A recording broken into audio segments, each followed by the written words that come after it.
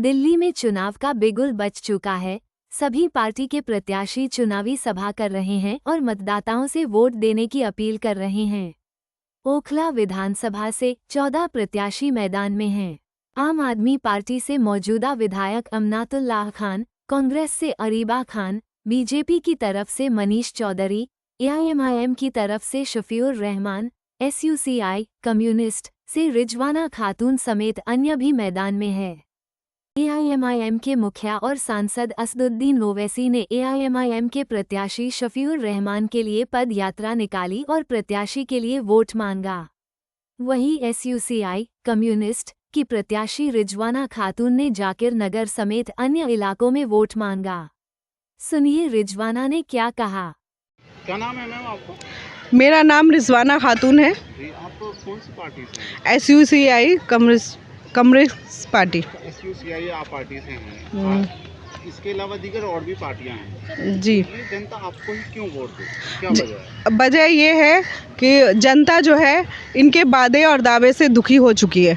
जब इलेक्शन आता है उसके 6 महीने बाद ये रोड पे उतरते हैं, वादे और दावे करते हैं। हकीकत में ये इतने ज़्यादा लोग परेशान हैं।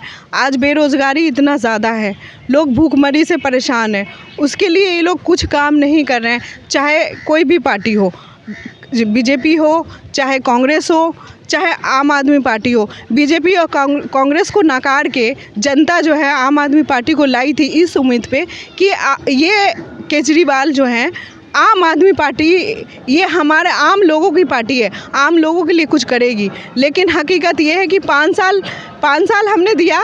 5 साल में वो कहते रहे कि हम जेल जाते रहे, हम पे ये कार्रवाई वो कार्रवाई होती रही। फिर जनता ने सोचा चलो बेचारा काम करना चाहता था, करने नहीं मिला, इसलिए फिर से दोबारा इनको जो है मौका दिया गया कि अब काम करेंगे। लेकिन आप देखिए कि काम करने के नाम पे तो ये कहते हैं हमें एलजी साहब काम करने नहीं दिए। और उसके उलट देखिए कि जब ये नीति लाए थे, शराब का नीति जो लाए थे योजना, उसको एलजी ने पास कर दिया। उसको आप कर रहे थे, उसके लिए लगातार हम लोगों ने गली मोहल्ले पे शराब खाना खुलेगा, ये वो दुनिया भर का चीज़। हमारे संगठन की जो महिलाएं हैं पूरी दिल्ली में, इसके लिए हम लोगों ने आवाज़ उठाई। फिर बड़े मुश्किल से ये नीति उन्होंने वापस लिया और उस टाइम तो उनको काम करने दिया गया था। बाद में बहरहाल कुछ भी हो, आप उसके आरोप में जेल गए, कुछ हुआ, लेकिन उस टाइम जब आपने नीति लाए थे ना, उस टाइम हम महिलाएं जो है पूरी दिल्ली में इसके लिए विरोध किया था हम लोगों ने। का मुख्य एजेंडा क्या है? 2 एजेंडा आप बताएं। मुख्य एजेंडा हमें ये है कि हम जो है ये ऐसी हालात हम नहीं देख सकते। आज जो है मजदूर वर्ग जो लोग हैं वो बुरी तरीके से बर्बाद हैं। उनको इतने महंगे बिजली का बिल, एक और चीज़ मैं याद दिलाना चाहूँ आपको।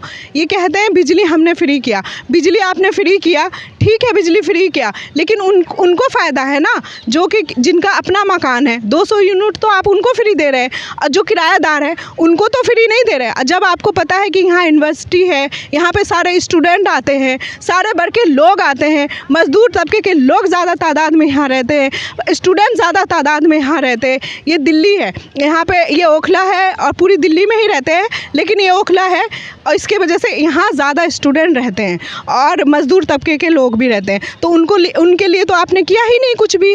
आप पूंजीपति लोग हैं, उनके लिए काम करते हैं। अब स्टूडेंट जो है, एक परिवार का लड़का आया है, वो अपनी पढ़ाई करने के लिए वो कैसे स्ट्रगल कर रहा है। अब वो रेंट भी दे रहा है, रेंट भी इतना ज़्यादा है, 15,000 जहाँ 10,000 में मिलते थे 5,000 में मिल जाते थे।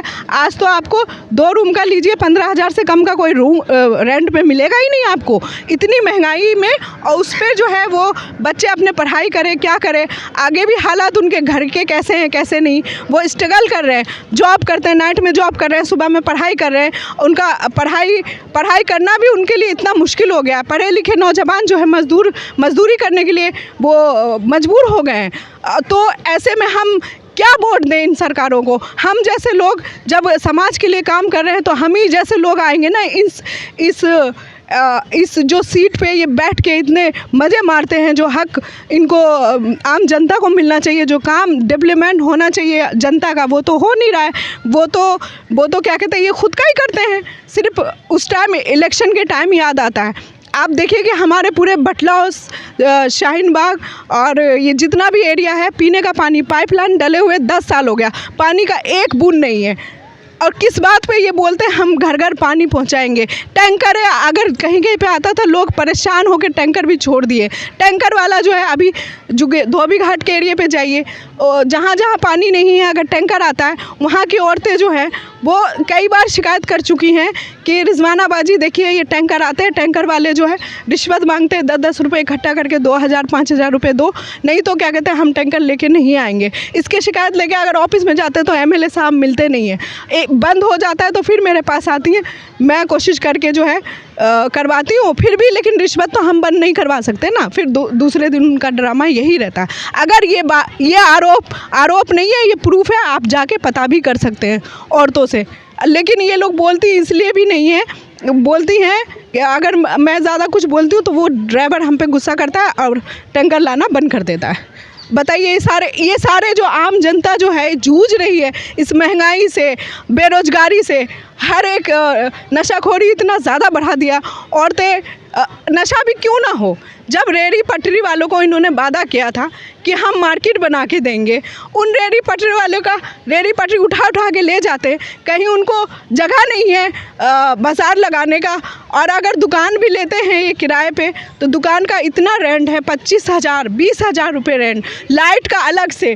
तो आप बताइए वो एक इंसान जो सब्जी बेच के अपना घर चलाता था, कुछ सेविंग करता था अपने बच्चों को पढ़ाने पे या किसी चीज़ में वो करता था, वो सारा पैसा तो उसका कर्ज में चला जाता है। एक इंसान के ऊपर इतना बोझ कर दिया है कि वो इंसान अपने बोझ से निकल नहीं सकता। एक घर में पहले एक कमाने वाले होते थे, आज उस घर में जो है ना 4-4 लोग कमा रहे हैं, 2-2 लोग कमा रहे हैं, फिर भी उनका प्लेट खाने से भर नहीं रहा है। तो हमें ज़रूरत नहीं है उतरने की, ये है मोटिव हमें उतरने का। हमारा टाइम से जुड़े रहने के लिए लाइक करें और कमेंट करें। अगर अभी तक सब्सक्राइब नहीं किया है वो अभी करें।